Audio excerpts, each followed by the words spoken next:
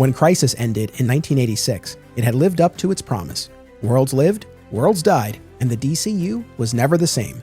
And soon, neither was Superman. Across the Man of Steel miniseries and a subsequent 2-year run on the main titles, writer-artist John Byrne revamped Superman for the post-Crisis era. Earth was Superman's primary influence. Kal-El was the sole survivor of a cold, sterile Krypton. Clark was never Superboy, but did dominate the football field. The Kents lived, and Lois Lane and Lex Luthor were reborn to meet the moment of the late 1980s. These changes have been debated for years. Now, in a new Digging for Kryptonite epic, we're revisiting the Byrne era one more time on the verge of its 40th anniversary and evaluating its ultimate impact on the Superman mythology and our fandom.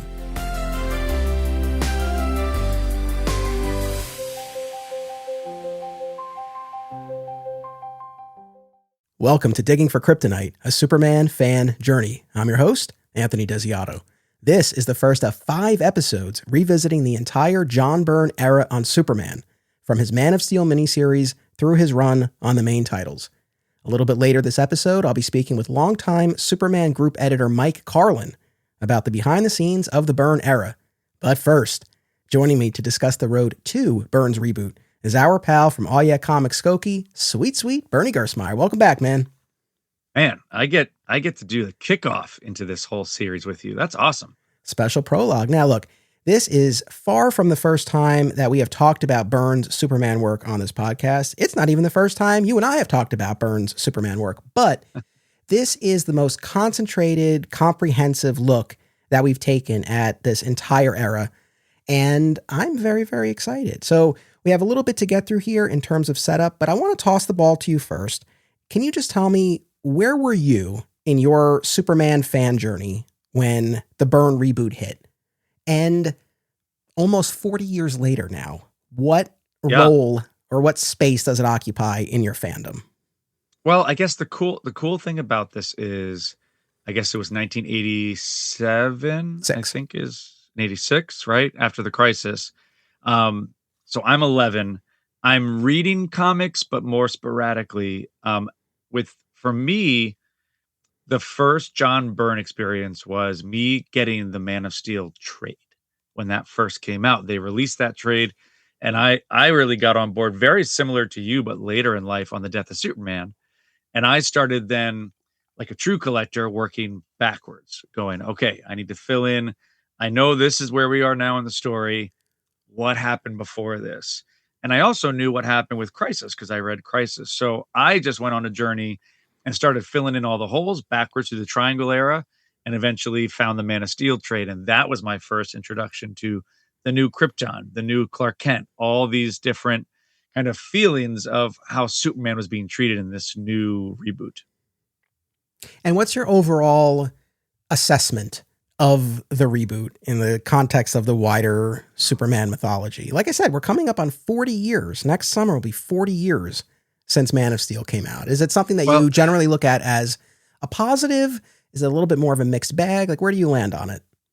I find it kind of interesting. So I think I was not as positive, and we've seen so many incarnations of the Superman mythos since that time, right? But now, since the new movie came out, I feel like we do see some similarities from the Byrne era coming back now. And again, whether James Gunn or that team really was looking at this era, I did seem to like it more when I had it more visualized for me. And I think I never really hated it, but I think I'm more curious again to do a reread, actually, now listening to your podcast is coming up and then going, all right, let's give this another shot and see what I feel now, almost 40 years later. No, I hear you. And that's why we're doing this, because I've had my own evolution with this. And I was telling you off mic, I'm going to save my takes, my critical analysis for the forthcoming episodes, because I have, I think, solidified my overall assessment and thesis on Byrne. And there are 3 components to it. And the first 2 people have heard me say over the years, but the third part is new. And I'm excited to, I don't want to build it up too much, but I'm excited to share it. But we'll save that for next week when we get into the actual Man of Steel miniseries. But, you talked about pre and post crisis. And kind of on that note, I want to quote a little passage from Voices from Krypton, the oral history by our pal Ed Gross. He has a chapter called Burned to Death, and it starts off with this. Over the past several decades, there have been two seminal events in the comic book history of Superman that have stood far above anything else that has been done with the character during that time. The first was his 1986 full-blown reboot from writer-artist John Byrne, many of those changes influencing outside adaptations for decades as well. And as the title of that chapter suggests, the other big event that he was alluding to was the death of Superman. But yeah, I mean, that's the thing. Regardless of where anyone lands on Byrne, there are a lot of different ways to carve up Superman's publishing history. But if we were to only be able to draw one line of demarcation, it would certainly have to be the Byrne reboot. Just as I think when we talk about DC continuity generally, we think in terms of pre-crisis and post-crisis. Fair to say? I would say so. I mean, and we've had quote unquote reboots and rebirths and other things since then, but nothing quite as grandiose. I mean, maybe the New 52 was the first one to make a really major change and shift things with their number ones, and not just have new number ones, but totally change the character and the direction and erase or bring back things. And ultimately, that's what John Byrne did, but just in a very big way. Yeah. No, I mean, I think New 52 is a fair comparison, but within 5 years, we had the return of the post-crisis Superman. So yeah, I think in terms of seismic changes, but also long-lasting changes and reverberations through other media, to Ed's point, I think the Byrne reboot stands above the rest because really, Lois and Clark, The New Adventures of Superman, the animated series, key aspects of Smallville, even though they would bring in a lot of pre-crisis elements, but definitely a heavy Byrne influence, all the way to Gunn's movie, which you and I were talking about, before, right? Yeah. Yep. So definitely a seminal seismic moment in the character's history, worthy of the exploration that we're giving it.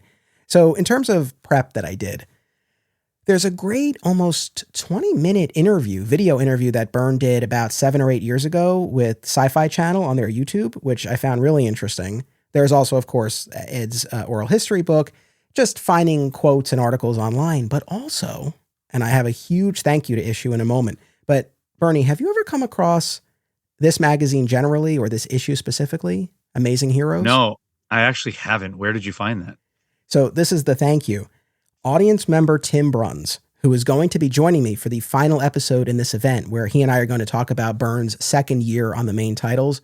Tim knew I was doing this event, and he bought this for me on eBay and had it sent to me. What a treasure trove. So first of all, are you familiar with Amazing Heroes at all or no? No, I'm not. So this was before my time, but a fan magazine, a great piece of comics journalism that ran for a long time. I guess in a way you could kind of call it the Wizard of its day, but I would say certainly with a more serious journalistic bent than the snarky Wizard, although I loved Wizard a lot, don't get me wrong. Right. But this was basically a black box to me, a blind spot. And Tim sent this to me. And like I said, what a treasure trove. They had such an in-depth piece about the then forthcoming reboot with interviews featuring Byrne and Dick Giordano and Andy Helfer and Marv Wolfman. And just being able to read a substantive piece of comics journalism from 1986 as the reboot was about to happen was just fascinating. Like, what a time capsule. And I know there are fans who are listening to this who are like, oh yeah, of course, Amazing Heroes, but new to me and clearly new to you as well. Yeah, it's very new to me. I've never heard of that. And I got to watch maybe the first 5 to 7 minutes of the John Byrne interview, and I will definitely go finish that because it was very interesting. It was just kind of neat to hear him talking about it, but there are also things that they clearly disagreed with him doing, and I want to hear more about that too. Yeah, for sure. So once again, my thanks to Tim. That resource was incredibly helpful. One of the things that surprised me the most, because I had never heard this anywhere else, but in the article, they talk about how Alan Moore was potentially going to write Action Comics post-crisis, but was too busy with Watchmen. So of course we would have Byrne writing and drawing it, and it was this team-up book that introduced the post-crisis Superman to the rest of the DCU. But yeah, there was a scenario for some period of time where this could have been Alan Moore writing Action Comics. Had never come across that before. The other big thing that jumped out at me, and I'm not unearthing any great secrets here, but Right. But this was important, I think, in terms of the larger context. So Jeanette Kahn and DC, they had been looking to revamp Superman for years prior to Byrne. And I suppose had solicited pitches from various creators, including Frank Miller and Steve Gerber and Marv Wolfman. Yeah. And what was particularly interesting is that those three creators especially, they had different approaches in terms of the specific plots that they sort of had in mind. But all three of them were zeroing in on the idea of decreasing Superman's power level, making him the sole survivor, and doing away with the Superboy portion of the character. Because again, I think then those are all things that obviously Byrne would do. But it was just interesting because, in fairness, it does seem like Byrne arrived at those ideas independently. They just happened to align with what was already in the air. But it was just the sort of thing, I think, it seems, one way or the other, regardless of who ended up handling this reboot, those things in particular seemed like I said, they were in the air and we were going in that direction anyway. Yeah. And he made an interesting point out that it seemed that when he was hired, they were really just looking to have a big gun from Marvel come over and essentially he felt they wanted the status quo really more and just have a big name do it. But then he had quite a bit of few ideas, and then there were some things that most of which got through, but a few things that they kind of walked him back on. Jeanette was one of them, actually, that actually made something more genius than he even thought it would be too, which is cool. That might be pointing a little bit more to the next episode, but that's okay. What is it that you're referring to?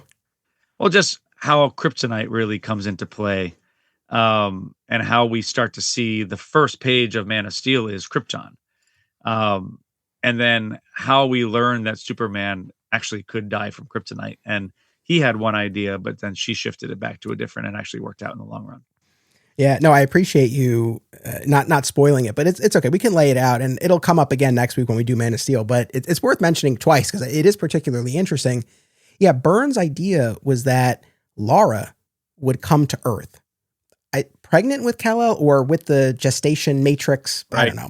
But the idea was that Lara comes and she's the one who dies from kryptonite poisoning to illustrate what kryptonite does. But that he got pushed back on. Yes. Yeah, that was the one thing. And then her idea was to actually make it at Krypton from the beginning, which is really cool. We'll talk a lot about it, but I'm glad we got that specific with that particular element because as Byrne tells it really seems like that was the main thing that they made him change. I mean, otherwise, for the most part, it appears he got to tell the stories he wanted to tell. And in fact, that's what's reflected in the segment that people will hear with Mike Carlin. I mean, we definitely talk about Byrne's abrupt exit from the titles. And there were a few factors that fueled that, including Byrne's dissatisfaction, his sense that DC wasn't supporting his vision, but it seemed to be more outside and not so much that he was being stifled in terms of the stories that he wanted to tell, which maybe was a little bit of a surprise to me. I mean, I don't know. I think we always kind of have a sense of like what was going on and why he left so abruptly, but it was interesting to get a little bit more clarity on that. Yeah, I'm excited to hear more about that departure. I've always been wondering about that because it was very just quick and new creators. Yeah. So like I said, we had those trio of creators and maybe others in the mix, but those are the ones who were specifically cited who are all circling a lot of these same ideas. Now, it's in the article that I read, at least, this wasn't said specifically, but I have to imagine, because we're not that far removed from the Christopher Reeve, well, the movie series itself is still going on, but we're not that far removed from the first one.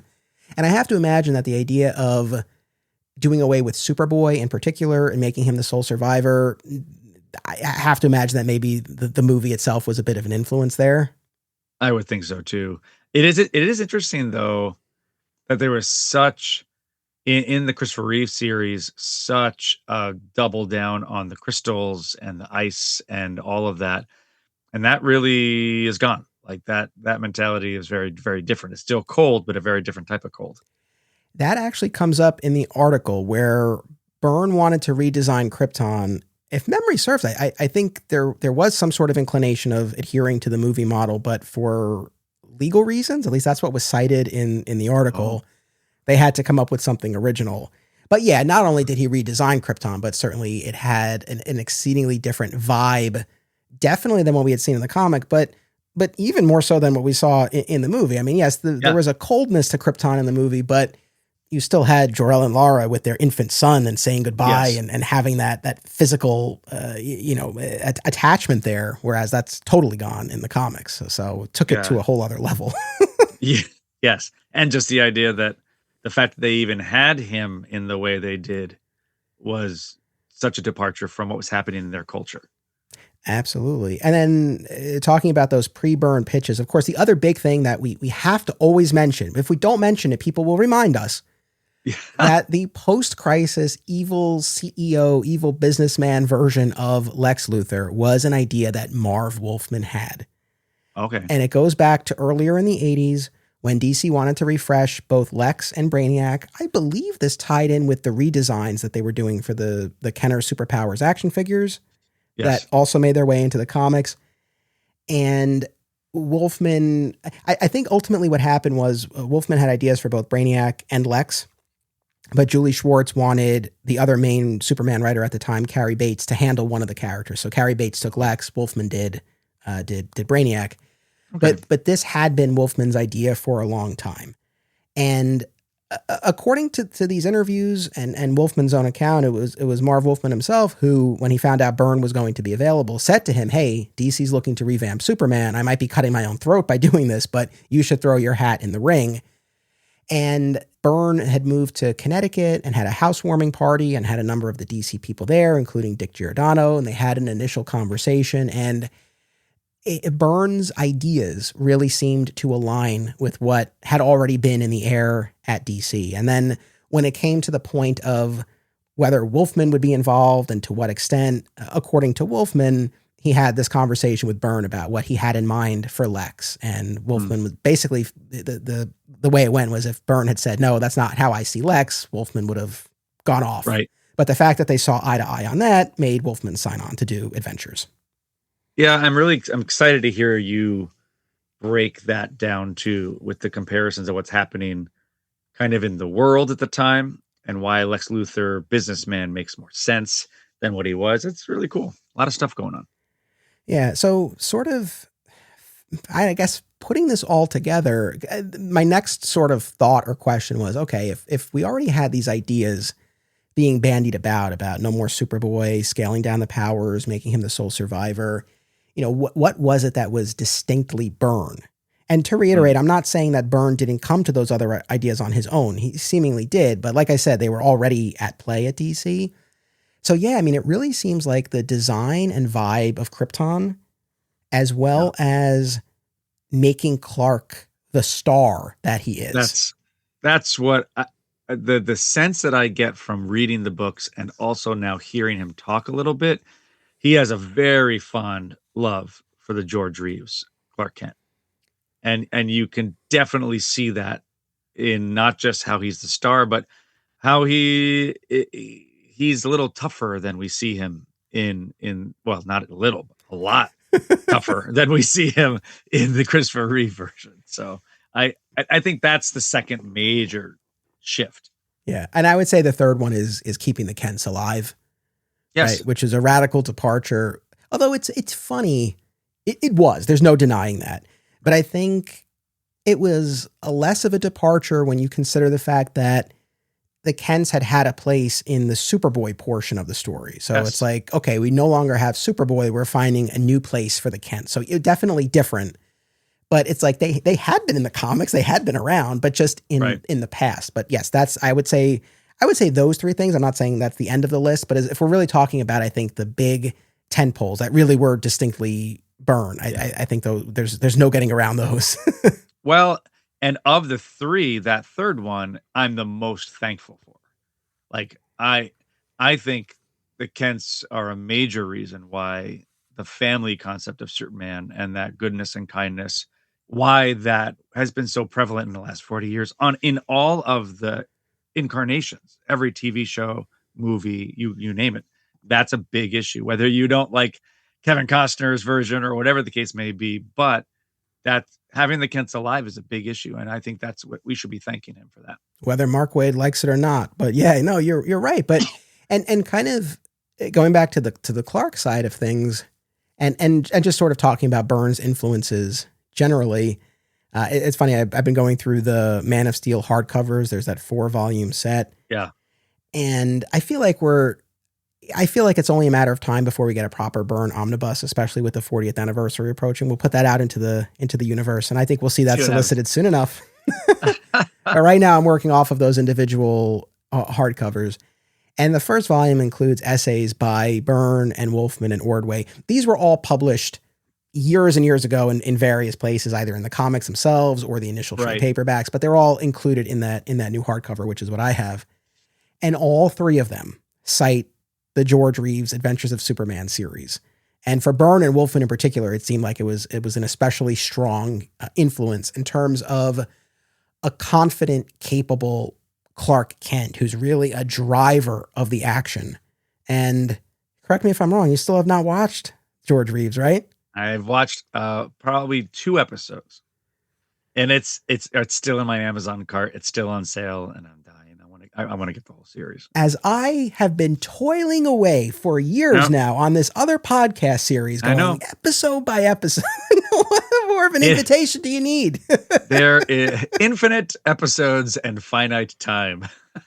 It's amazing though, because I grew, obviously, as everybody knows, I grew up with the post-crisis Superman, where Clark was the star quarterback and this ace reporter and an acclaimed novelist and a ladies' man and all of these things, right? That to me was just who the character was. And yes, I would watch the Christopher Reeve movies and see the very mild-mannered, bumbling iteration, but my baseline, my default was the post-crisis Clark. And for all of those, I mean, even until recently, really until I started diving into the Reeves show, I had no idea the debt that I owed to the George Reeves series. And I think there's a fair argument to be had about whether the Byrne depiction of Clark is the best.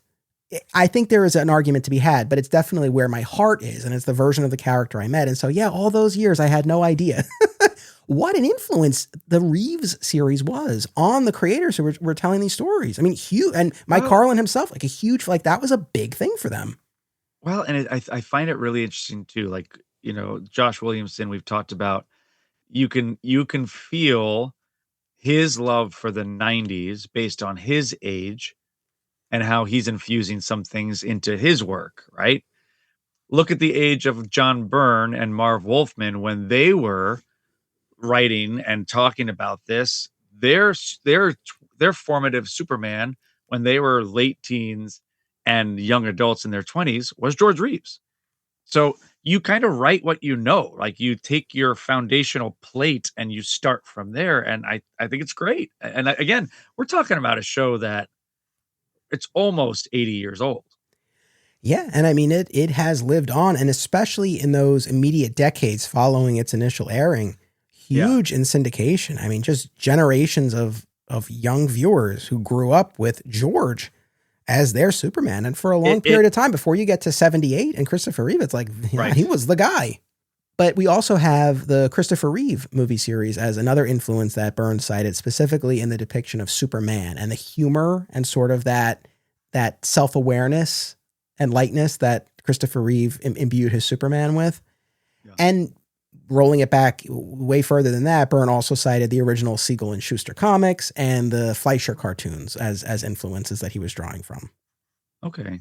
You know who else cited Siegel and Schuster? Chuck Austin. We talked about that a few episodes ago. I'm not lumping Byrne and Chuck Austin together, but it's just interesting.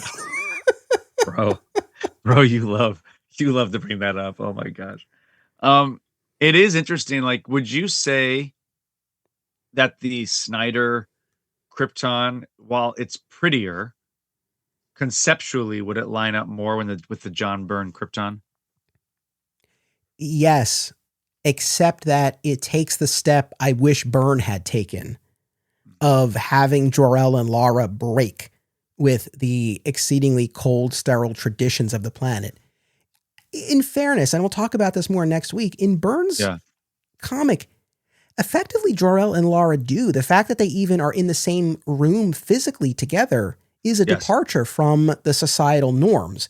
To me, though, it still doesn't go far enough. But in the Man of Steel movie, the fact that Kal-El is the first natural birth in generations, like that's huge. And you get that mythic emotional moment that I do genuinely feel any truly effective Superman origin story has to have of Jor-El and Lara with the actual baby, not looking at a gestation matrix that Yes. they're about to shoot off. But yeah, they're not worlds apart to me. I just think that Right. the Snyder movie just took it to the degree that I would have loved to have seen in the comic. But I think they're cut from the same cloth in certain respects.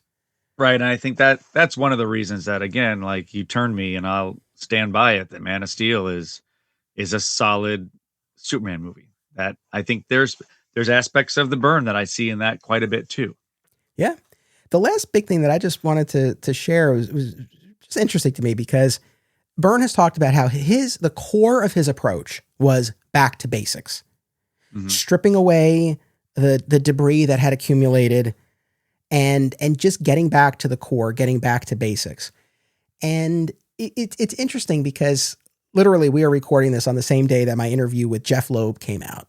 And in that interview, Loeb talked about how his approach was to get back to basics, to focus on the core supporting cast, which had ballooned quite a bit in the years prior. No shade to Scorn and Ashbury, but it had ballooned a bit. So Loeb talked about really, really zeroing in on that core classic supporting cast and telling classic style stories, but with a fun, fresh, modern feel to them. And he said that it was interesting to the books were well received generally. And it was a sense of like, oh, wow, like they're doing something new. And he's like, it really wasn't that new. It was just that back to basics approach hadn't been done in a while. Right. And so it was just kind of funny on the heels of talking to Loeb to now segue back into the Byrne era. And that same basic idea. Well, and what's interesting, so what year did Loeb take over though? 99. Okay. So, late 99, basically 2000. Right. But we're also looking at only 13 years. Yeah. Like, I get it was back to basics, but again, it wasn't a huge spread over the time, even past the death. It's only about 5 or 6 years past the death of Superman. It's very interesting. I think the biggest departure that I noticed when I read the Byrne stuff was there was a very strong sense of campiness to the very end of the pre-crisis run. Like a little bit of a wink, wink, and like those kind of things that I think was great. But I do feel Byrne brought a little bit more of legitimacy back to the character. So not just back to basics, but there was a more serious tone about like approaching the character's mythos that I think I really appreciated. It was a little stronger storytelling and not so kiddie at that point. Right on. Yeah, it's the sort of thing where I've talked about this before. I feel like anything that we've talked about, because look, we're reaching an audience on the internet, and Right. you're never really going to have a unanimous response. Like I feel virtually everything we've talked about, even if it's something that's generally beloved or generally reviled, there are always exceptions. Once again, I use the Chuck Austin example. I had a guest on this show who really liked the Chuck Austin material, and I heard from an audience member who really loved the Chuck Austin material. There are always exceptions, but I do feel with Byrne in particular, I don't have hard data on this, but just kind of anecdotally from what I have observed over these years, especially of doing this podcast, there really does seem to be a pretty sharp split. And from what I perceive, it really often feels very binary, where either this was exactly what Superman needed or a major misstep. And I'm not saying everyone falls into one of those categories, but I feel like a lot of times that's what I tend to see. And I wouldn't put myself in either one of those exactly. I think it's a very interesting, nuanced conversation. And that's what I'm excited to be doing now over these next few episodes. So listen, Bernie, I can't thank you enough for jumping on here and joining me for this prologue segment here. In a little bit, I'll be welcoming Mike Carlin. We'll talk all about the behind the scenes of his editing, the Byrne era on the main titles, especially. Of course, you hail from All Yeah Comics Skokie. Anything you want to share with folks about the shop generally? Anything coming up this fall? I don't know if we've talked about it on here, but this fall is exciting just for the shop. Lots of great things happening, but in November, we've got Philip Kennedy Johnson visiting us. So both at the shop and also at the Warrior Con at my high school. So we're excited about that. Oh, that's awesome. That's fantastic. We're big fans of his, and I had a chance to talk to him a while back, and it was a ton of fun. Yeah. So all the best for very successful events on that front. I thank you for joining me. I hope everyone will check out. Oh yeah. All right, we're going to take a quick commercial break, and after that, my conversation with Mike Carlin. Stay tuned. We love digging into epic comic book runs, but what about the art of the single issue? Single Bound is a new podcast series hosted by married couple Amy and Logan as they review single issues of comics. And if the title also makes you think of Superman, you're not alone, as the Man of Steel is Logan's favorite character and a regular topic of discussion on Single Bound. Listen and subscribe on Spotify and YouTube, and follow the show on Instagram at Single Bound Podcast. As a Superman fan, have you ever wondered what would happen if a person who knew barely anything about comics decided to absorb hundreds of Superman stories from all eras and media? Robbo is that kind of person. And that's exactly what he's done on a new show called This Podcast Will Never Die. The first season, called Superman Will Never Die, starts with the unexpected ways the Man of Steel stood out from the pulp heroes on the newsstands in 1938. Listen and subscribe to This Podcast Will Never Die, and you'll never look at Superman's trunks the same way again. Fat Moose Comics, established in 1982, is New Jersey's best and oldest comic book store. Led by current owner Sean Hendricks, Moose has that rare, old-school comic shop feel and camaraderie, yet also remains a welcoming space for new fans. If you're looking for something and they don't have it, they can probably get it for you. They know a guy. Visit Fat Moose in Whippany the next time you are in the Garden State, and be sure to reach out via the Fat Moose Comics Facebook page. We all love the big-budget superhero films, but the world of independent cinema remains a place of unbridled creative freedom and entrepreneurial spirit. Whether you're an independent filmmaker yourself, or you just love movies, don't miss these New Jersey film festivals: Brightside Tavern in Jersey City, Hang On to Your Shorts in Asbury Park, and Round Reel in Bloomfield. Submission information for filmmakers can be found at filmfreeway.com. Follow the festivals on social media for news about events, discounts, tickets, and much more. My love of the TV series Smallville is well documented, and there's one rewatch podcast that's always at the top of my queue. Always Hold On to Smallville, hosted by our pal, Zach Moore. Zach and his guests bring great insight, passion, and humor to each and every episode. And the podcast continues with more great Smallville and Superman talk now that their series rewatch has concluded. Listen wherever you get podcasts, and keep an eye out for the other shows under the Always Hold On To banner, including Arrow, Star Wars, and more. Mike Carlin, welcome back to Digging for Kryptonite.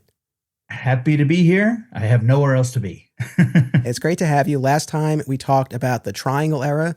This time I wanted to wind the clock back and talk about the John Byrne period on the Superman titles. Now, my understanding is that you came aboard a few issues in to Byrne's tenure on the main titles as Andy Helfer's duties were shifting. Mm-hmm. Yeah, Andy was going to be launching the Justice League comic, which all of us behind the scenes were saying, Andy, don't do a funny comic. Don't do a funny Justice League. It's never going to work. And of course it worked. And we were wrong. And I got a chance to work on Superman, which Superman was my favorite character when I was a kid. I also liked Green Lantern and the X-Men. Oddly, I was into Batman, but more because it had artists like Neil Adams on it and Jim Aparo. But I really did always like Superman when I was a kid, partly because my mother loved comics in an era where most mothers were throwing out comics. She loved Superman and Wonder Woman and EC horror comics. Yeah. So it was a great house to grow up in. That's so cool. And you had a pre-existing working relationship with John Byrne from Fantastic Four, correct? That's how I got the job, I'm sure. Basically, I had worked with John on Fantastic Four, and I've been to his house for parties and things, and he is a funny guy, and I'm a funny guy. And Jim Shooter fired me at Marvel, and John Byrne left Marvel. He wasn't fired, but the impetus was from the same person. And he came to DC, and he was working with Helfer, and Helfer was going to have to move along. And they said to John, who can you work with? Carlin has called us because he doesn't have a job now. And Denny O'Neil had just moved from Marvel to DC for the same reasons. And I called him up when I got fired, and I said, "Well, I got fired." And he goes, "Well, I can't give you a job today, but I can take you to lunch." And I said, "Oh, good. I like to eat, and I'll need someone to be paying for me soon." And so then I would be up at DC's offices, and I talked to Dick Giordano, and I said, I would love to do stuff here. I know the stuff. I even took the proofreader's test, which someone else was a better proofreader than me. Thank God. I hate proofreading. I hate it. And so they got that job. But they also knew that Andy was going to be moving on. So they asked John, "Can you work with Carlin?" He goes, "Carlin's great. I worked with him at Marvel."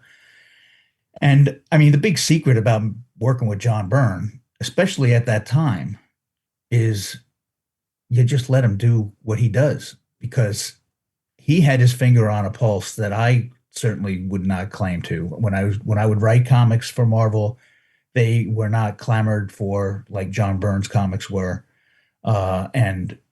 And his take on Superman, it had started before I got there, but I still was on the phone with him while he was doing it. I wasn't shaping it in any way. If anything, I was the first person to complain to him about stuff. That was one of the things I wanted to ask you, because like you said, you weren't the editor during the Man of Steel miniseries itself, but right. Yes, I was curious what your assessment of it was and the extent to which it aligned with the way you saw Superman, and then areas where you might have differed in your approach. Yeah, I didn't really differ much with John in his approach, especially on the Man of Steel miniseries. I thought it was a really good way to introduce Superman, his origin, his new origin, and the DC universe around him. So you get the Batman issue, and you get the Lois issue, and you get the Lex Luthor issue, and it touched on all the stuff that you want to see touched on. It really drove home the biggest change to me was not that Luthor was a businessman, but which was a great idea, and everybody has given that credit to Marv Wolfman for coming up with that idea, which is great.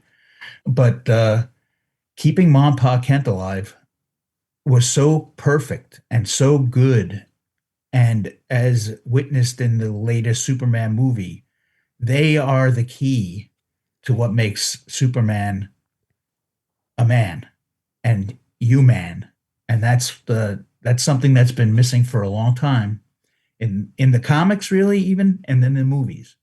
It's like you almost didn't know why Superman did things. He just did them.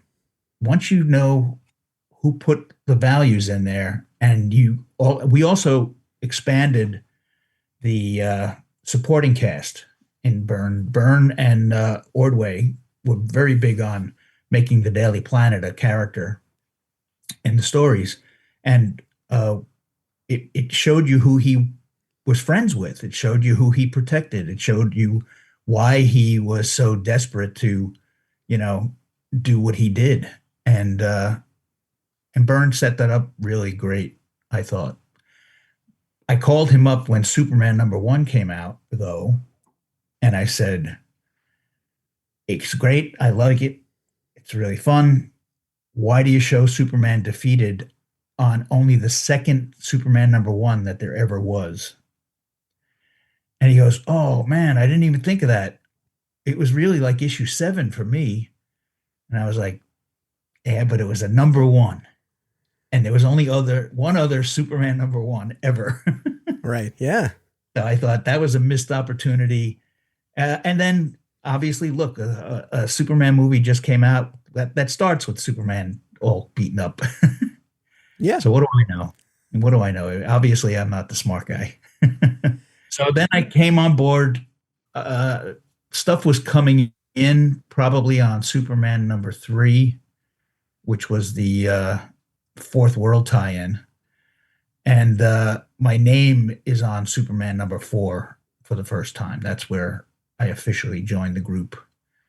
And then a couple of issues later, Andy flew the coop. So it was a good way to do it. and it was a good way to come in. Now, you said as editor, you let John do what John does, but I guess more specifically, especially in those early months as you came on board, yeah, what was the dynamic typically like? And as editor, what generally was the kind of feedback you were giving or the type of problem solving that you were engaging in at that point? Well, I mean, obviously, some of the reality is just that, my job was to protect Byrne from DC and vice versa. So I had to kind of be a mediator in some cases. John was still frustrated that they were licensing things that were connected to the, uh, pre-crisis Superman and that stuff. So that would bug him a little bit. And ultimately, I just had to kind of deal with it. And I was like, I had to worry about the deadlines and putting stuff in production and proofreading. But Byrne, I didn't have to worry about Byrne. He was always on schedule and on time. And the bigger part for me as an editor was I had worked with Jerry Ordway before at Marvel. I basically poached him to work on Fantastic Four with Byrne. So it was really just working with him and Marv. Marv was kind of having a tough period in his life where he wasn't meeting his deadlines as well as he should have. So, and he would turn in plots, and I would be talking to Jerry about what we could do and add and just streamline or just add to. And Jerry was really good at coming up with ideas and things, and I would I would contribute stupid stuff like, the plot called for Superman to meet an informant in a bar, and Jerry drew this guy, and I named him. I called him Bibbo, which was basically the name of a bad guy in an episode of The Honeymooners. Love The Honeymooners. The Honeymooners, Ralph sees some gangsters do something wrong, or he's got their money or something, and this one thug tells the other thug, "Hey, Bibbo, go in the other room and rough him up." And I'm like, that's the name of this guy. This guy looks like a Bibbo to me. So that's my big contribution, is things like that, and naming Big Belly Burger and stupid stuff. That's what the editor does, all the stupid stuff. But working with Jerry really was where I got to be an editor on those books, and keeping the tenuous links between Marv and Byrne stories. Obviously, when Marv left, it became easier when Byrne co-plotted with Jerry, and that's basically where the continuity thing really took off. And it just was like, it just made sense to me. It didn't make sense when I was a kid. Batman books didn't necessarily contradict each other, but you could tell the ones that were edited by Julie Schwartz, and the Brave and Bold was not edited by Julie Schwartz. And it was just like Batman acted different. And it's like, it was really just a great way to have Superman become consistent, because it was really one guy writing it and two guys drawing it. And that was great. And it also was when Byrne left, it's what gave me the idea to try Jerry as a writer. Right. Well, circling back to Marv, and you mentioned how he departed the book, and then Byrne would come on as co-plotter and scripter. But while Marv was still on Adventures of Superman, what was the dynamic like between Byrne and Marv, or were you largely doing that coordination? Yeah, there was not a lot of back and forth between those guys, and it also kind of fueled my desire to have the books be tighter, tied together tighter, because it was, to me, it was a missed opportunity to not have these guys. They don't have to be in the same room. We didn't have Zoom, but you could do conference calls very easily back then. And we should have been doing more of that. And it just, it was kind of it was a Cold War, I'll tell you. And I'm not blaming anybody. I'm just saying that there was some situations. So and that's why Marv didn't renew his contract. And that was his call. Okay. On the note of Byrne's output, I think one of the things that's always kind of important to keep in mind, even though he was only around for a couple of years, the output was substantial because he was writing and drawing Superman, writing and drawing Action until that went weekly, would come aboard as co-plotter and scripter of Adventures, did the Earthstealers original graphic novel, wrote those 3 World of miniseries. Did anyone, either Byrne himself or DC or you, ever express any concern about burnout? Was that a concern at any point? No pun intended. Well, I intended it. When Byrne left, I did a house ad of Superman exhausted in a chair, and the headline was Burnout. So we did have our little fun back then. I wasn't concerned because he was doing, he's a 2-book-a-month guy, and on the World ofs, he was just writing. So that's not as time consuming as drawing. And same for Earthstealers. He didn't draw it. And Kurt Swan did it. The thing about that era, like he left about 2 years in, and people complained because he wrote that he was going to be there. He was going to do 5 years on the books. And honestly, I think he did the equivalent of 5 years in those 2 years. And ultimately, I do think he left because it was wearing a little thin. He was still frustrated that he would have an issue of his Superman book with an ad for Superman coins that had Lex Luthor in his battle suit in it and stuff like that. And again, it was a frustration that he was right to have that frustration. You know, the company decided to restart Superman, not John Byrne. He didn't decide to do that. He was, in fact, one of the guys who pitched it, and they picked his. You know, there was other people who pitched Superman reboots, and DC picked his. So he felt like DC should back it more. And even when he pitched his crazy angle, he said to the writer of Legion of Superheroes, who was Paul Levitz at the time, he said, "This is going to screw up Legion. You're sure you want me to do this?" And they just wanted to have Byrne come over from Marvel. It was a very important thing. And it was a coup, and they were smart to do that. And ultimately, we got some stories out of it. And the term pocket universe, which is now popular in movies, even though it has nothing to do with the same thing. It's not a universe, it's just a portal. Anyway, I like the new movie, by the way. Yes. I have quibbles in every movie I watch, but I just watched it again last night, and it really, if I have a criticism, it's that they put too much in. There's too much stuff, but they had to come out swinging. Right. And I think the Lex Luthor was amazing.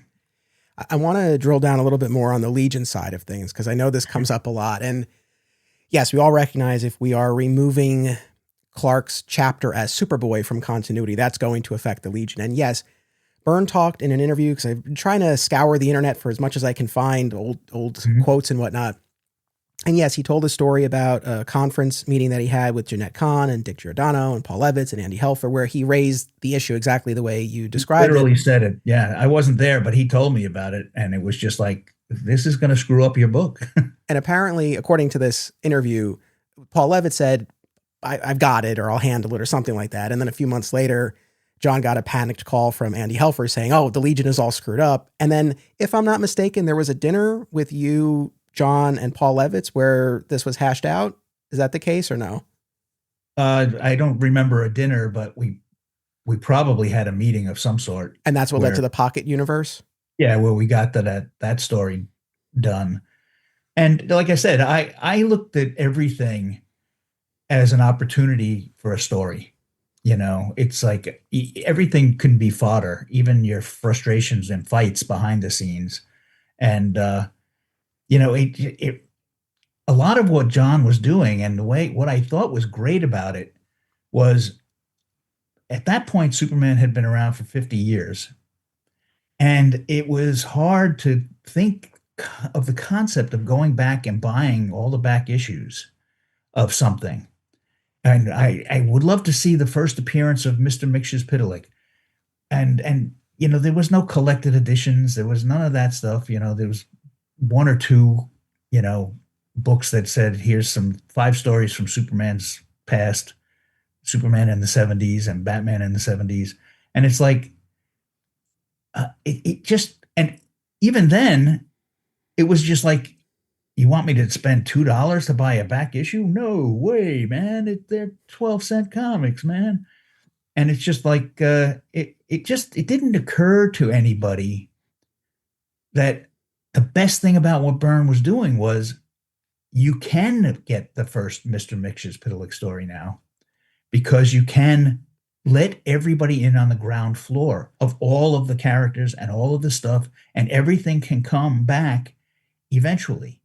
So I do think that as time went on, Byrne was less precious about what he was doing, and they found a way to do that, to have their Legion and eat it too.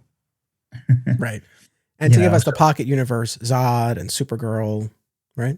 Yeah. And obviously it led to one of the biggest controversies of all time, which was having Superman kill Zod and his friends in that pocket universe. And of course, that's right when John decided to leave us holding that bag. And I'm glad he did, because I don't know what he would have done. I don't know what he had in mind for after that, but I do know that what Roger Stern and Jerry Ordway and I cooked up in terms of, yeah, Superman doesn't kill, so it would really screw him up. And we got a full year's worth of stories out of that, between having him find out that he had a split personality as a super gangbuster, and then to send himself into space. We got so much out of that again, in a way, I don't know if Byrne would have followed up on it like that. And I don't know if I would have been having those ideas. And certainly Ordway and Stern wouldn't have been. But we all knew that Superman shouldn't kill, and the people who complain that he had a code against killing, or he should always have a code against killing. It's like, I agree. I guess I have a code against killing because I've never killed anybody. But in his line of work, he has to come up to that line a lot more often than I do. So how about this is why he has a code against killing? Because he knows how fucked up it's going to make him. And he learned it the hard way. And us, the reader, got to see it play out. Yeah, I mean, those subsequent creators really capitalized on that. I love all those stories that followed. As far as the Supergirl saga itself, though, I mean, was that something that you or anyone else at DC tried to talk Byrne out of, or no?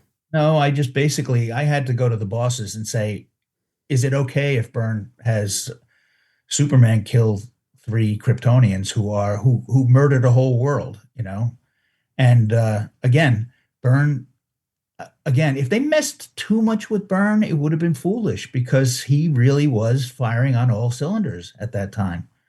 And, there were subsequent years where he would do a project and I would feel more comfortable saying, oh, let's not do that. Let's do this.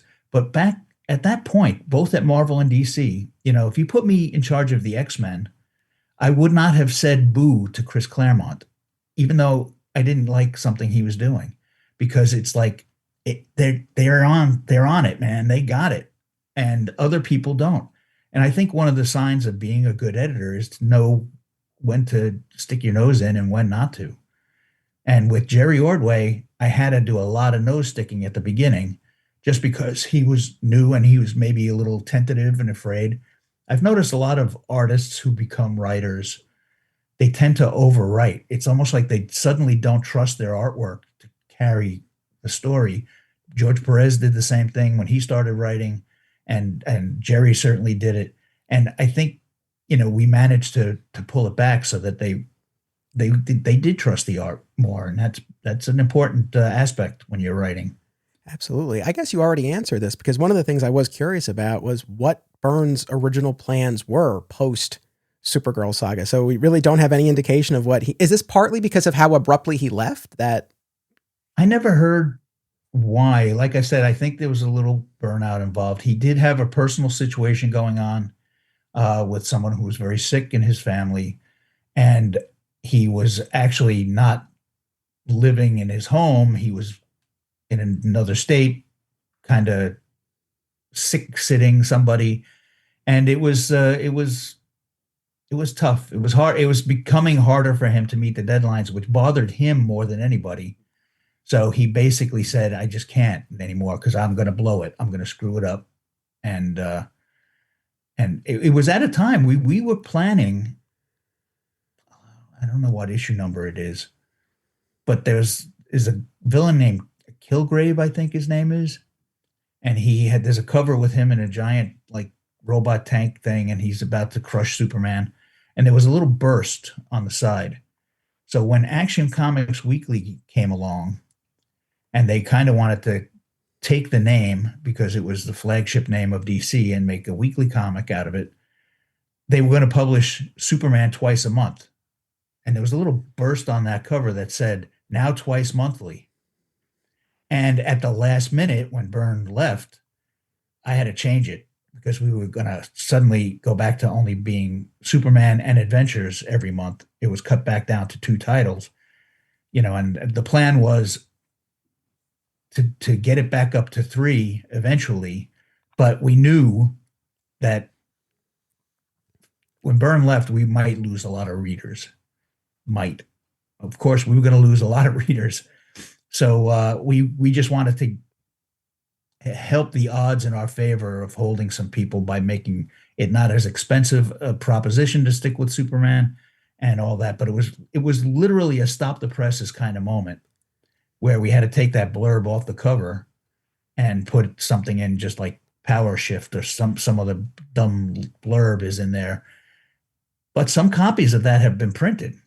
I've seen copies out there somewhere where it says now twice monthly, or it's been in reprints, or sometimes maybe I'm curious to see when they collect the Byrne era stuff, what it says in the omnibus. Right. If they ever get to that. Yeah, we'll keep an eye on it. So, I mean, do you remember how much or how little time did you have to scramble new creators for those post Supergirl saga issues? It was tight, but I mean, I had already had Stern did an inventory job. I love Stern. I think Stern is the unsung hero of all comics. Agreed. And the fact that he is not regularly employed, if he wanted to be, is a sin. And all of you comic editors out there, you should be calling up Roger Stern, because that guy knows what a story is. He gets it in on time, and he can spell. And he's the best balloon placer I've ever worked with. I totally learned everything I know about that from him. And I can name names who are the worst balloon placers in the business when they're writing and saying, here's where the word balloon should go. They're not good at this, so don't even try. But Stern, he was my savior on the stuff. And Ordway and Byrne and Jurgens, they all get a lot of credit, well deserved. But Stern should be the guy people are lumping in with the greats, because he really was a great. He is a great. Yeah. No, it's great to get more of a handle on what led to his departure, because Byrne has talked in interviews about the frustration that he felt. I watched an interview with him, a video interview from maybe 7 years ago or so, and it ended with him saying if he could go back in time, he wouldn't have done it at all, which was disheartening to hear. He wouldn't have done Superman at all? Correct. Oh, now I'm insulted.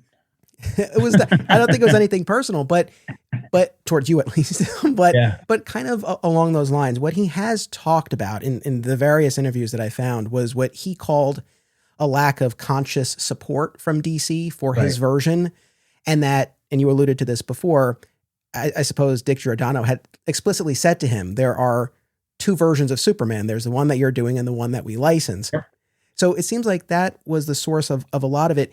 But just to clarify, was he encountering any quote unquote interference with the stories he was telling, where he was made to change things, or was really more that other side of it? Yeah. And like I said, the personal stuff that was going on. Right. he was doing an intense amount of work on this stuff. And if it was that one thing that was bugging him the most, that, he didn't, you know, when Chris Nolan was doing the Batman movies, if he had his way, they wouldn't have been publishing Batman comics at all. He wanted his version to be the only version that was out there. And, I get that. Everybody probably feels that way when they're working on something, that they want it to be theirs and theirs alone. But when you're working with Batman and Superman, I mean, look at the current James Gunn movie is out there. He's got, the Kingdom Come logo on his chest, and they're not going to stop selling T-shirts that have the real Superman logo on them, but they're, again, to me, let's find the positive here.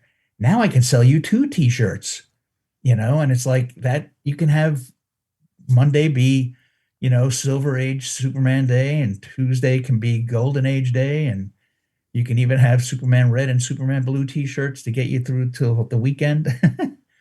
It's like it shouldn't bother anybody that something that's been around for 85 years has a tail, and it is really, it is out there, but famously, cartoonists, they sit in a room by themselves, they think a lot about things, and I wish they would find a way not to hurt themselves sometimes.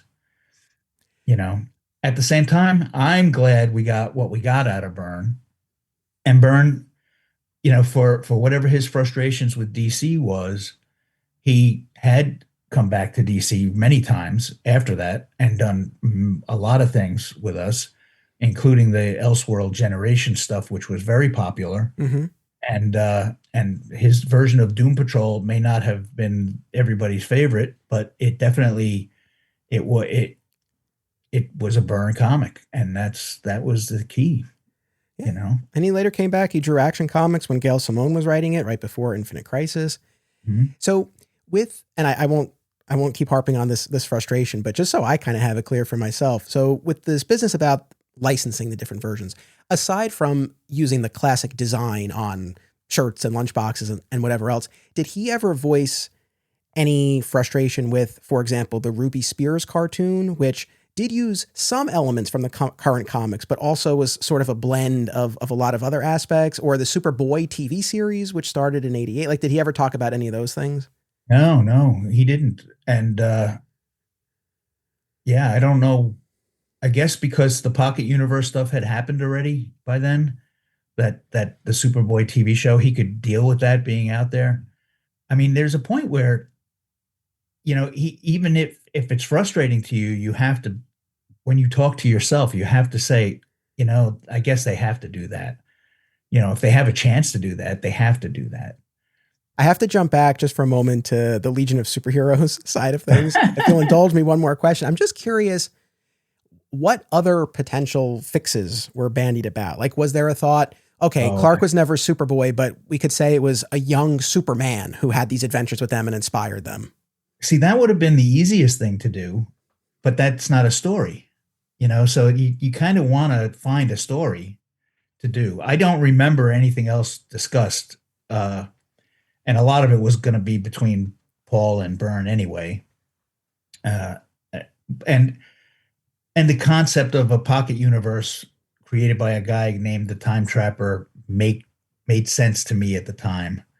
So overall, during the Byrne tenure, what is your sense of what the general reaction to it was? I mean, commercially in terms of sales, but critically in terms of what you were seeing as far as reviews or fan letters. I mean, what was the sense that you guys had at the offices? Oh, I think people liked it a lot because they were bored with the Silver Age Superman who has maybe overstayed his welcome. And it's why DC needed to do this at all in the first place. I still think, I mean, obviously they had success with the Crisis on Infinite Earths. I think they didn't, at the time, they thought that multiverses were confusing. Obviously, they're not confusing. They're overused now. Every Tom, Dick, and Harry movie has multiverses in it. And really, not even superhero movies, they're doing multiverses, like Everything Everywhere All at Once is like, that's a multiverse movie that you can, and Sliders. It's like all these things are just normal now. And I don't think DC needed to do the Crisis like they thought they did. They felt like they were scraping barnacles off this giant ship. And where they messed up, I think, if I may be so bold, since I don't work there anymore, the ball got dropped when they created a reboot for Superman, a reboot for Wonder Woman, no reboot for Batman, but he didn't need it, obviously. And you got Frank Miller doing a year one anyway, so that kind of could have been a year one reboot. But they didn't start with a new number one. They didn't do any of that stuff. And it's like, you're not following through with this idea, folks. You got to, if it's a new universe, it's a new universe. And I think they dropped the ball on that kind of thing. But it's when you describe that, right, sort of how all of that shook out after Crisis on Infinite Earths, it's like, yes, I think as fans, we perceive that too. And then more recently, I feel like we went through something very similar with the New 52, where the Batman books and the Green Lantern books were doing well, and those largely continued uninterrupted. And yeah, they didn't get new talent on those books and that kind of stuff. Yeah. So I know these reboots that aren't always 100% reboots, I know sometimes it can get a little dicey. It all boils down to, do you want to mess with the talent? Do they, is Scott Snyder doing, again, he's the guy who was firing on all cylinders at that time. So you want to kind of keep that going, and you don't want to mess that up. So it does become a little fudgy. But, by now, how many Superman number ones have we had? Like I said, Byrne was only the second one, and that took 50 years to happen. Now they're doing them all the time. And it's just like, I don't know. I just don't think we should be going to that well all the time. You can change the talent on a book without going back to a number one. Do you recall any Byrne stories that did not proceed, not because they were squashed, but maybe he changed his mind, went in a different direction? Like, were there any pitches, any ideas that didn't make it to the page that stand out? No, I don't think so. I mean, I think he had so much to put out that, like he was writing the annuals as well, even though I had Ron Friends and Art Adams doing the art. It was just like, it was, all the ideas got used. During those couple of years, what are the stories that stand out most to you, that you're most proud of, that you feel best represent this new version of Superman? Okay, my favorite story from Byrne is not a Superman story, but a Lex Luthor story. The 900 Miles from Metropolis? And it's the backup feature in the issue with the Joker, big Joker face on the cover. And I thought that was the greatest story ever. It was just, in 7 pages or whatever it was, you told me everything I need to know about Lex Luthor. And it had nothing to do with him being a businessman. It had nothing to do with him being anything except a dick. And that was great. It truly encapsulated that presentation, that version of the character. It really just captured it in those few pages. There's no denying that. I can see Nicholas Hoult playing that scene out in a movie, because he's a dick too, and I think that is the current version of Luthor as far as I'm concerned. He's maybe a little slimmer. Gotcha. But yeah, that's my favorite thing. I did also like the fun stuff of introducing, like I keep saying, Mr. Mxyzptlk, partly because I like showing everyone that I can say Mr. Mxyzptlk. Not everybody can. Correct way. And I'll say it backwards just to, when this thing is over, and I'll disappear, I promise you. You remind me to say it at the end. All right. Yeah. Yeah, no, it was fun to get to quote unquote meet those characters again for the first time. Were there, as a longtime Superman fan, even though it seems like you recognize that, okay, there's a need to get back to basics and refocus the character and whatnot, were there any aspects of that pre-crisis mythology that you were particularly fond of, that you missed, or that you looked for ways to try to touch on where you could? Sure. Yeah, but we tried to put it in with our own spin. It's like Giant Turtle Boy is in our stories, but it's not a Giant Turtle Boy story. Jimmy Olsen's not turned into anything. So it's. I think what was important about what we did, and what I think everybody should do when they take over something that's been around, whether it's a long time or you're the second writer on a series or whatever, have some reverence for what has gone before. Be aware of what has gone before, but don't be afraid to do something new. Don't be afraid to try something and have it not work. You don't have to stick to the old formula, because then it's a formula and that's boring, and people get bored and readers get bored. And, in the 40s and 50s, they would retell Superman's origin every year or two, because they felt like the readership would age out. The readership doesn't age out anymore. If you like comics, you're going to be reading comics. So there is a point where if we gave everybody the same Superman that they started with for their whole reading life, they might be leaving the books. I have no hard evidence of this. I have no data, but it just seems to me, it's good to keep your own creative juices honed, and I do always want to remember and reflect what has gone before, because I liked it, and because it did happen somewhere in some universe. There was a Giant Turtle Boy, and now this universe says he's a cartoon character and a pizza mascot, and Jimmy Olsen got to play him, so it was fun to do stuff like that. Our version, we also tried to do things like really make Superman the sole survivor. That's why Supergirl was a Matrix character. And that's why the Phantom Zone was not just for Kryptonians. It was for anybody, any alien could put their shit in there. It was a storage closet, actually, originally. So it was just, the old names were good too. They're good to use. They're fun. Our version of Krypto was not a super dog, but he was Bibbo's dog, and he wanted to put his name on a dog tag, and his name was Krypton, but they couldn't fit the N, and that's how he got his name, Krypto. I think that's a funny, creative solution. But obviously, currently now, I think Krypto is the star of this movie that just came out. Yeah, it's fun. Well, I appreciate getting your insight into that, because it's something that I think and talk about a lot. And I always kind of zero in on the Matrix Supergirl as an example, because I feel like I'm in a weird position. In a lot of ways, that's quote unquote my Supergirl. That's the Supergirl I grew up with, who then became this Earthborn angel and all of that, and the great Peter David run. run. Peter David went crazy with it, but that was good. It was good. It was creative. Yeah, and it was his.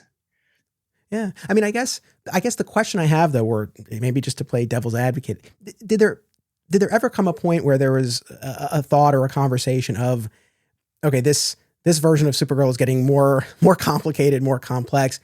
Was there any attraction of, okay, we can just kind of default back to she's his cousin from Krypton? Or was there really the sense that, no, we've drawn a line about him being the sole survivor and we have to honor that, and this is a more creative way to do it? Well, the line becomes when we leave the books, when I stop being the editor and stop being the executive editor overseeing the other guys, new guys come in, and, Jeff Loeb reverted back to everything.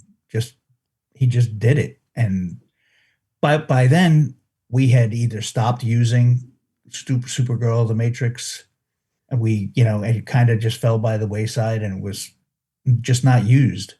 So it was okay to do that kind of stuff. They had Krypto come back too, and for their era on the books, that was the right thing to do, I guess, and it's like, it can all exist. It can all coexist all the comics that you loved when you were a kid are still there, and now they're making omnibuses out of them. Yeah. It's just great. It's great. If I think back, I mean, Death of Superman is over 30 years old now. So these omnibuses are comics from 30 years ago. And if I think back to when I was buying comics in 1968, 30 years before that was Superman #1 or Action Comics #1. It's like I never would have thought that I could buy an Action Comics #1, even in the 60s. There's just too many numbers in between what they were up to. And it's just like, it's crazy to me that people are able to get this stuff if they want it. And I love it. It's awesome. No, yeah, 100%. The last question kind of on this track that I would just love to get your take on since you're here. And like I said, this is something I've thought about a lot. With the post-crisis reinvention, there were so many of those pre-crisis trappings that were stripped away. But it's not hard to imagine a scenario where some or even a lot of them had continued, but in more streamlined versions. So maybe you don't have quite as many Kryptonians, but maybe you do have the classic Zod or Kandor or something like that. Do you think that could have worked in any way, shape, or form? Or did it really have to be as dramatic as it was to really like kind of get people into this? Whether we were right or wrong, we thought it was more important to have him be the last son of Krypton. It didn't make sense. There was a point there where there were so many other Kryptonians left alive that Jor-El and Lara were the only ones who died. And it just, again, I call them barnacles. Barnacles keep getting added on, and you really do have to scrape it off. And then do your best to stick with a plan. We had a plan. Every single thing we did, we had a reason for doing. Was it the right reason? That's up to every reader. Every reader gets to decide. And you decide, if you're buying the comics, you're buying the right to hate it or love it. And that's cool. And you can dislike anything you want. There's a point where you should not be buying things you don't like. And that will send a signal, But we did okay. Byrne left. The sales did go down a little bit. They did not go that far down on the newsstand sales. Newsstand stayed pretty consistent because newsstand buyers at that time, especially, were not, fans. They were casual readers, and they say, "Oh, Superman, they still make this? Okay, I'll buy that." And it just was, and we were slowly building up. Even before the death of Superman, we were getting positive reviews for our linked together stories. And even before I invented triangles, we were getting, the Comics Buyer's Guide was putting reviews in there that were just reminding people that Superman was good. And it was like, it was a lot of, it was growing. And then, of course, our material is what got the Lois and Clark show to happen. So that puts the characters in everybody's mind again on a scale you can't pay for. Absolutely. Do you maintain any relationship with John Byrne today? Not really. He's kind of a private cat, He likes to keep his privacy. I did call him for his birthday last year, or maybe the year before, and it was an okay phone call, but it didn't like re-spark any, we didn't have to team up again or anything. I've been making more phone calls lately, partly because of what I said. I said I had some health issues last year, and those fires put a scare in me. So I've been talking to Ordway more regularly now, and just, trying to stay in touch. But we don't use the phone in general as much anymore. Things are in email now, email and texts and stuff like that. So, and nobody lives near each other anymore. DC got moved out to the West Coast. So, Ordway is still over on the East Coast. I don't get to see him. I would love to. Byrne and Ordway are both in Connecticut. Don't look them up in the phone book, please. What's a phone book? Yeah. See, there you go. It's a different universe. And part of me, I'd say, thank God that there was no real internet when we killed Superman, because we would never have been able to pull off the surprise of Cyborg Superman being the bad guy. Oh, spoiler alert. Sorry, everybody. 30-year-old news. But it's like it would have gotten out somehow. And it's just so much better if you just read a comic and you don't know anything about it. I love going to a movie and not knowing anything about it. So don't tell me anything about it, because it's just like, and it's hard not to know about stuff anymore. Just because your feed, whatever your service you're on, your feed can destroy everything the minute it happens. Yeah, it's pretty inescapable. But yeah, well, oh, that's great to hear though that you connected. I guess one of the other things I'm curious about, like I only know John Byrne from his work and quotes that I've read, or if I've seen a couple of video interviews. I don't know. Is there anything about the man that you think fans should know, or not even about the man himself, but his time on the Superman books, like any misconceptions, things that you think people should be aware of?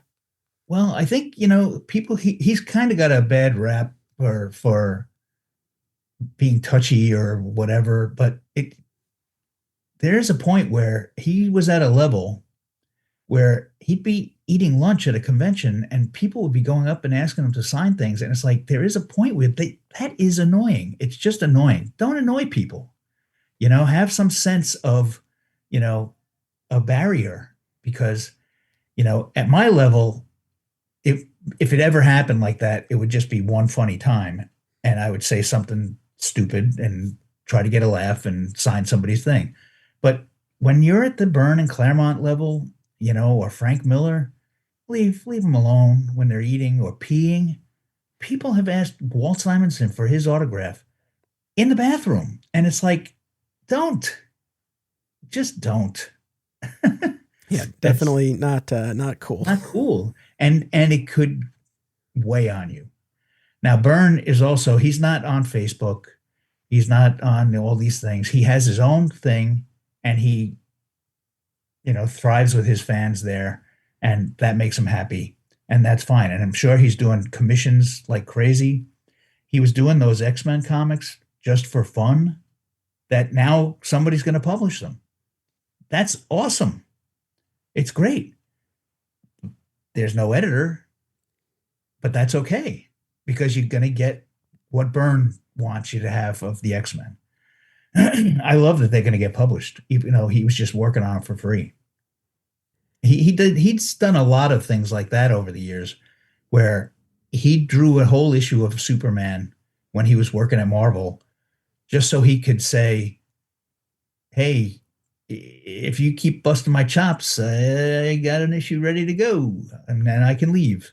And it's not what he did. He didn't use that issue, but I saw it in his house. And he was so fast that he always had time to do extra stuff like that. And I mean, now he's probably doing commissions and making way more money from people who just want a piece of his art. Right. And he doesn't have an editor, really. So he can just draw whatever he wants and charge whatever he wants. And it's a good thing for him. And then on the side, draw these X-Men comics. I look forward to reading them. Yeah, no, it's very, very intriguing. So 2026 will be the 40-year anniversary of Man of Steel. So as we're approaching the 40-year mark. My God. And kind of taking us out here, I guess, what do you consider to be the lasting legacy of the Byrne era on the Superman titles? I mean, you mentioned the influences that you saw in James Gunn's Superman, but even just beyond that, I'm curious what comes to mind. Well, just the fact that we built everything in the Triangle era on what he put down. DC got more than 10 plus years of straight storytelling, and some big ideas came out of that stuff that, was it a good movie? No, but you got a Steel movie out of it. You got these things that wouldn't have happened if John Byrne didn't do the ground floor that we built a building on top of. So it's like his legacy is still there. I think people still want to see that stuff. The collections, they always buy them. They want to see them. And it's just it's great. And the fact, I mean, I would love for him to have been doing new Superman stuff that was in a drawer that somebody else would publish someday too. But I don't know if he did that. Sounds like he's done with Superman, or at least he's done with the version that I consider to be my Superman, and that's because he did Superman in Generations and things like that. So yeah, he has his ideas about how things should be. So just let him have them. Let him have those ideas. All right. Well, I can't thank you enough. I really was keen to get the perspective from someone who was there. And so I really appreciate you taking the time to share your perspective on all of this. No problem. I mean, as long as I can remember things, I'm happy to share them. And when I can't remember, I'm going to make up stuff. So look out. This might be a perfect opportunity to encourage people to pick up the Triangle Era Volume 2 Omnibus. Yes. Yeah. It really does help for comic stores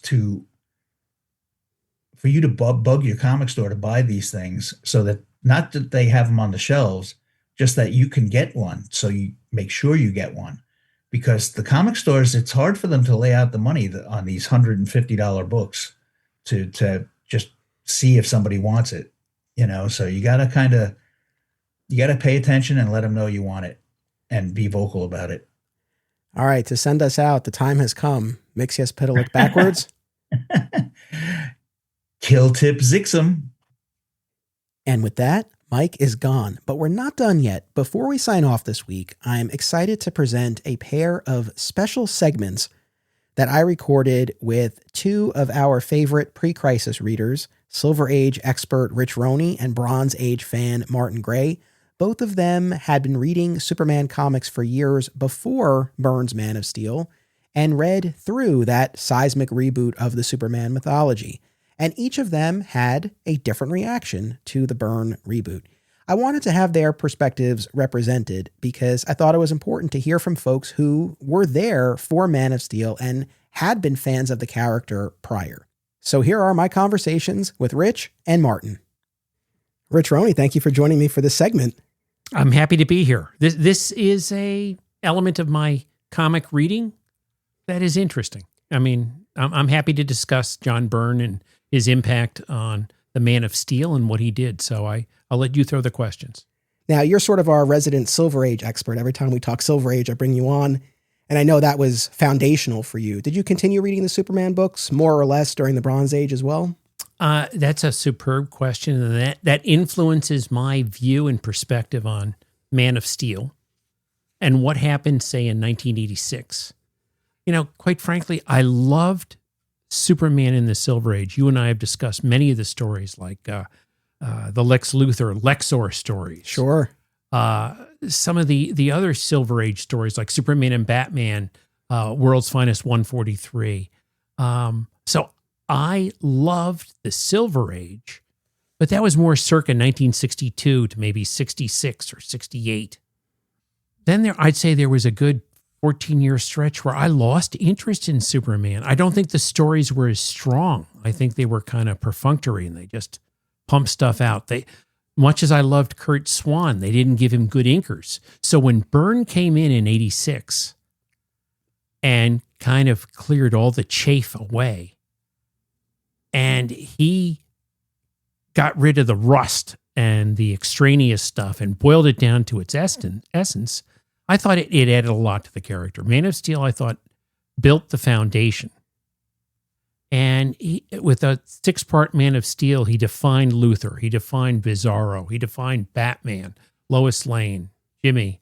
So I thought he really built the foundation for the future.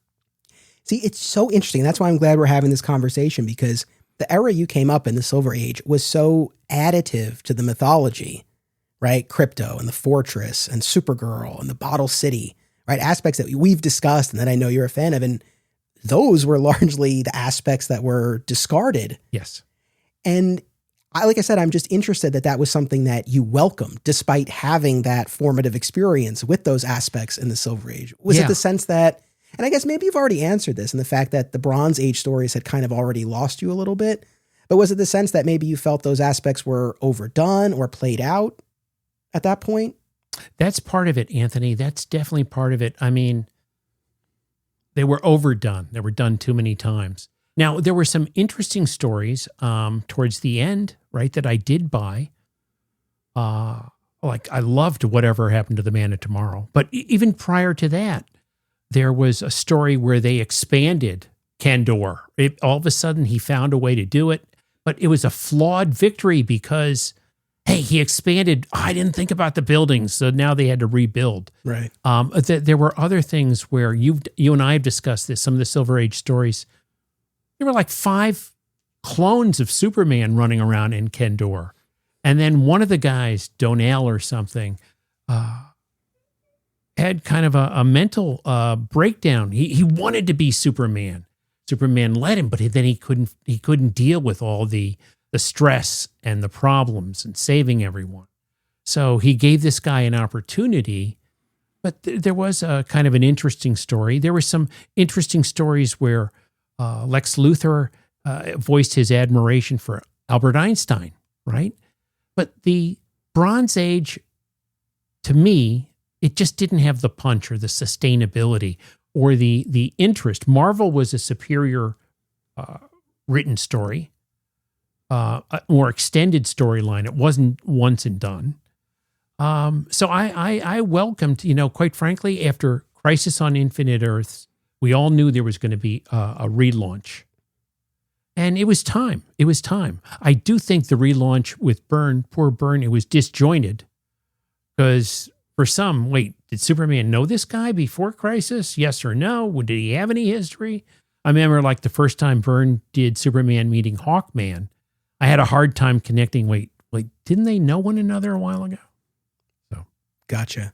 And then, so did you read Man of Steel all the way through as it was coming out? And did you continue reading into the Byrne era or not?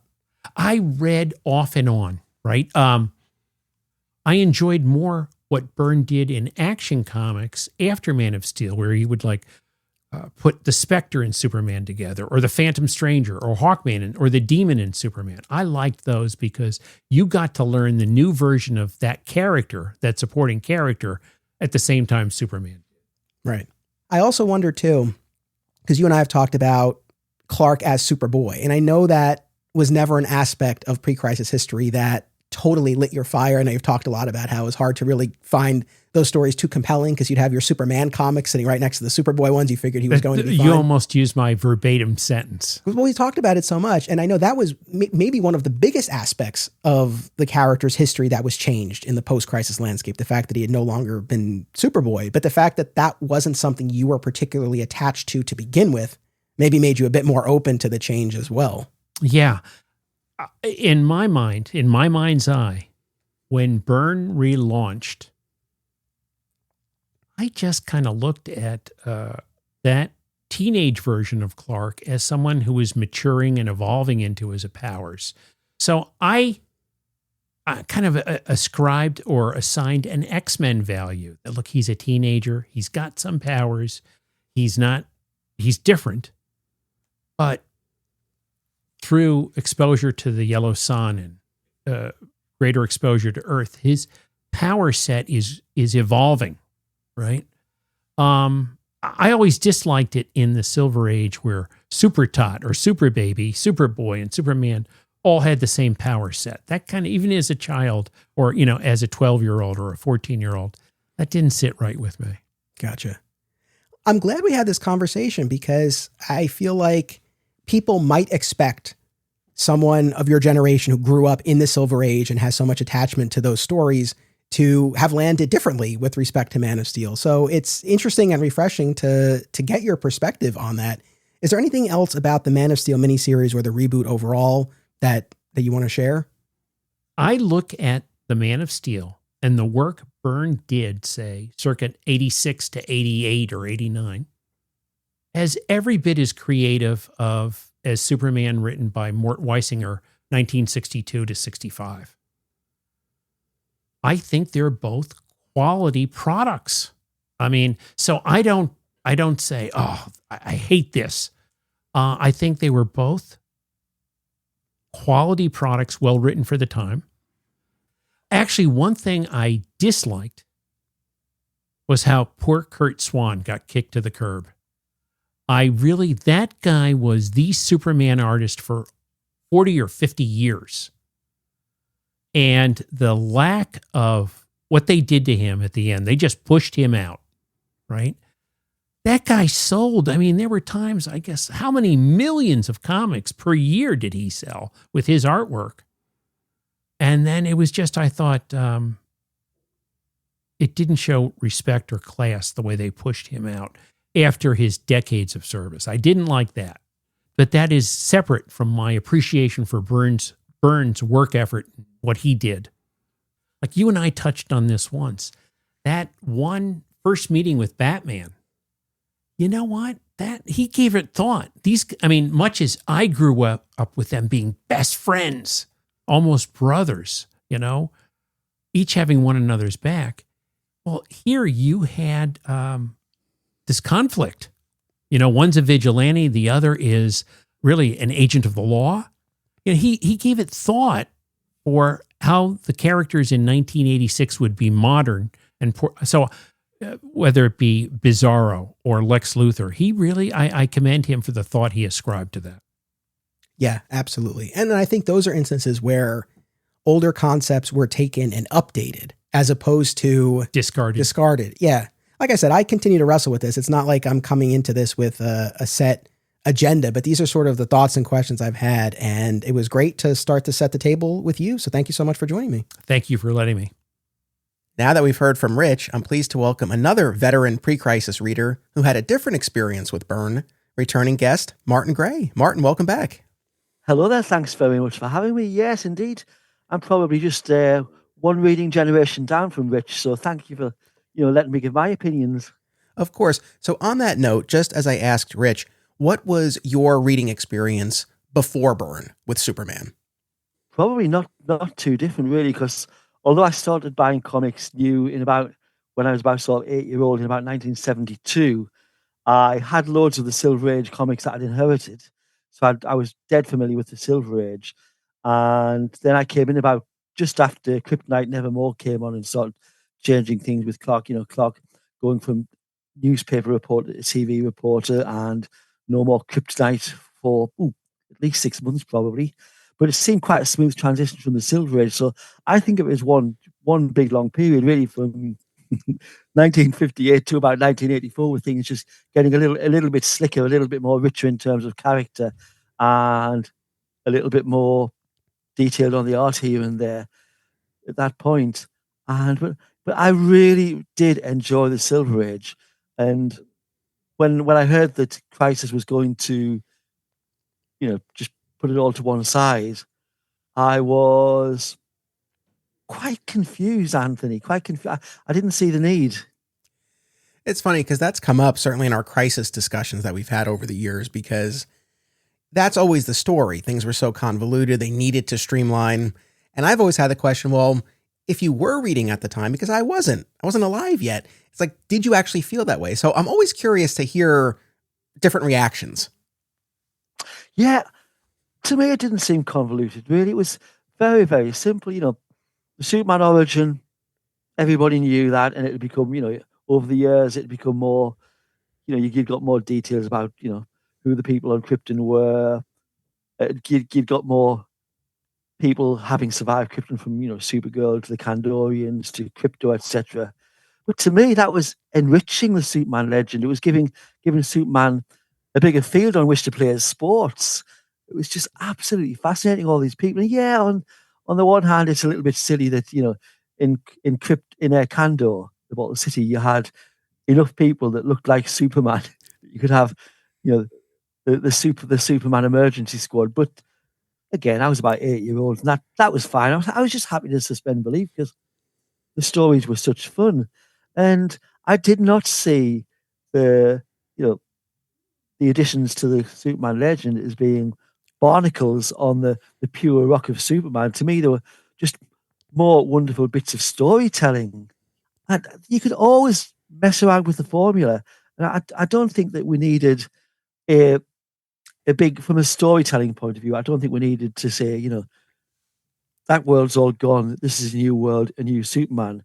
I think they could have just kept on updating it, brought on a new creative team, etc. But I think from a publishing point of view, I can see why they did it. They needed to make a statement, start here, Marvel readers. Come on, this is a new one.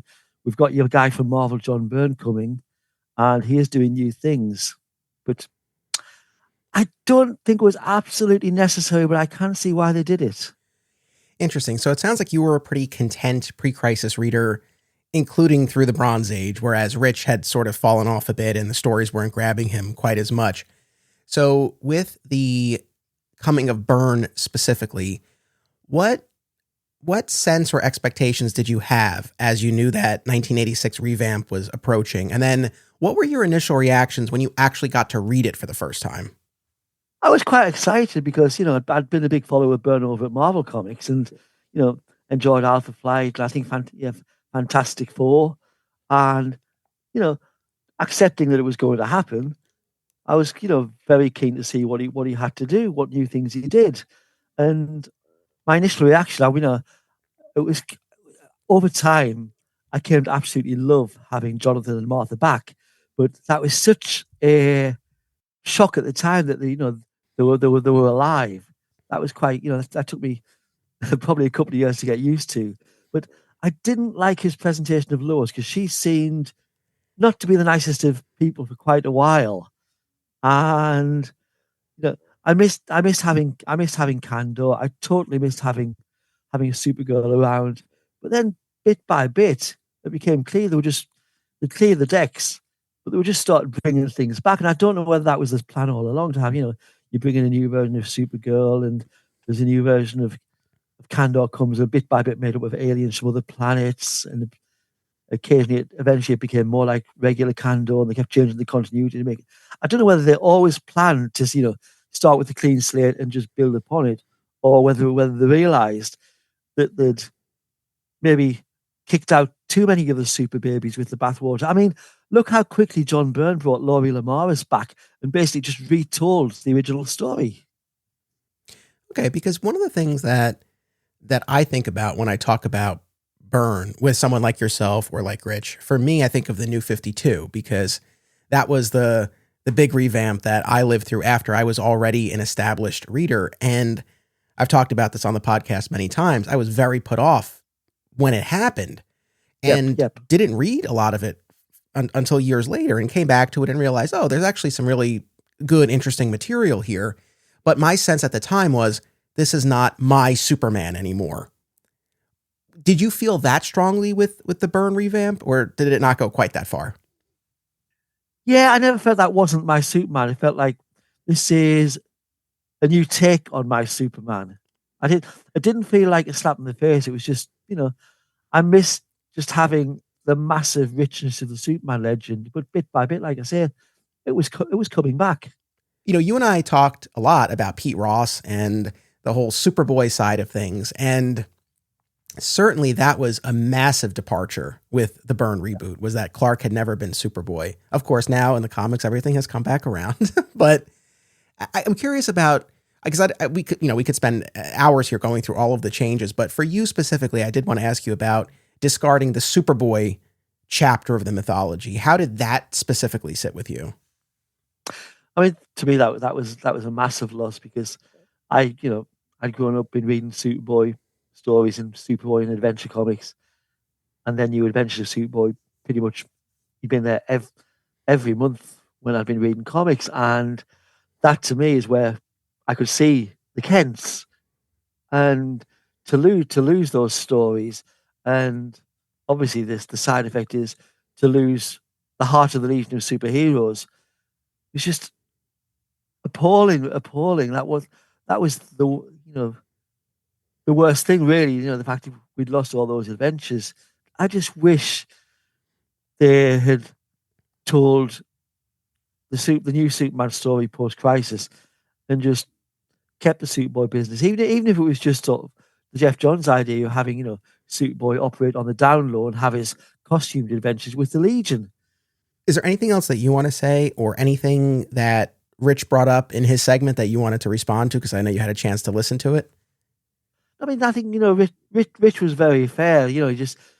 But I'd rather have a big old revamp than just stagnation. And eventually, things would have got so stagnated. Probably I might have got bored myself. But if the sales were going down, something had to be done. DC tried something, and it was successful. Well, thank you so much for sharing your perspective. It really will enrich this episode, so I appreciate it. Thank you. Thanks very much. All the best. And there you have it. My thanks once again to Bernie Gerstmeyer, Mike Carlin, Rich Roney, and Martin Gray for joining me on this episode. Next week, we're doing it. We are covering John Byrne's 1986 miniseries, The Man of Steel. My guest will be Missing Frames host Sean Eastridge for his first appearance on Digging for Kryptonite. We've already recorded it. It's an epic 2.5-hour extravaganza as we take you all the way through the Man of Steel reboot. I'm really excited for you guys to hear it. I hope you enjoy and keep tuning in. And until then, as always, it's about what you do. It's about action.